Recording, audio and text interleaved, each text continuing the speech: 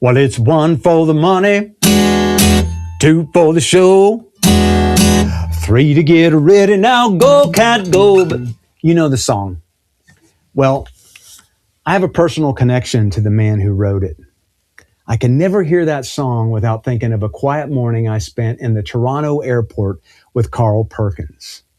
That morning, he gave me a gift in the form of a joke that went to a deep place in me. But to really understand why it was funny and why it mattered, you have to understand the tragedy of Carl's life. In March of 1956, Carl's original recording of Blue Suede Shoes was rocketing up the charts. And I mean rocketing.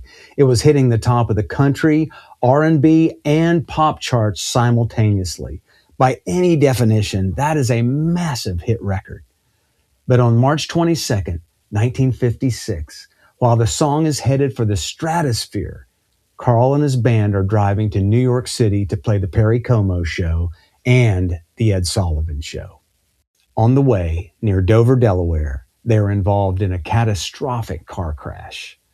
Carl suffered 3 fractured vertebrae, a broken collarbone, a severe concussion.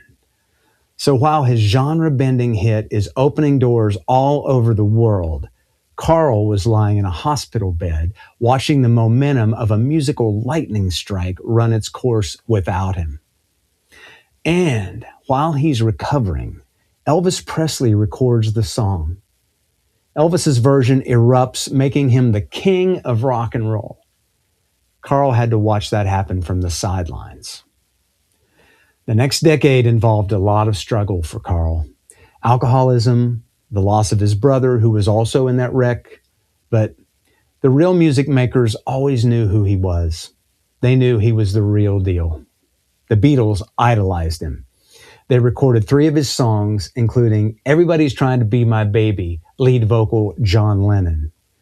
So, okay, knowing all that history, fast forward to the early 90s. I'm sitting in the Toronto airport with Carl. We had both been guests on the Tommy Hunter show the night before. I was on the onset of a pretty challenging season. I was part of the class of '89 in Nashville, and I'd had some hit singles. But I was starting to feel like a misfit. I wasn't seeing the astronomical fame that the guys in cowboy hats were having. You had Garth, Clint, Alan, the Hat Acts. They were dominating. And not being a hat guy, I was seeing the writing on the wall. Now, Carl was tuned in. He knew what was happening. In fact, just a couple years prior, he had co-written and played the guitar solo on the Judds hit, Let Me Tell You About Love. You can even hear Winona shout, "Take it, Perkins," on the record. So we're sitting there, me, Carl, and his band, and at one point, Carl looks around and says, "Boys, these hat acts are eating our lunch." But after a short pause, Carl looked at us and said, "I'm going to buy me one so big I can't fit through the door." And we just fell out laughing. But seeing Carl Perkins, a man who had lost his shot at being the king, a man battle-tested by tragedy, seeing him laugh at the industry was not lost on me. It reminded me, don't take this too seriously. Well, it took a few years for me to truly get there, I'll admit. But that line stayed with me.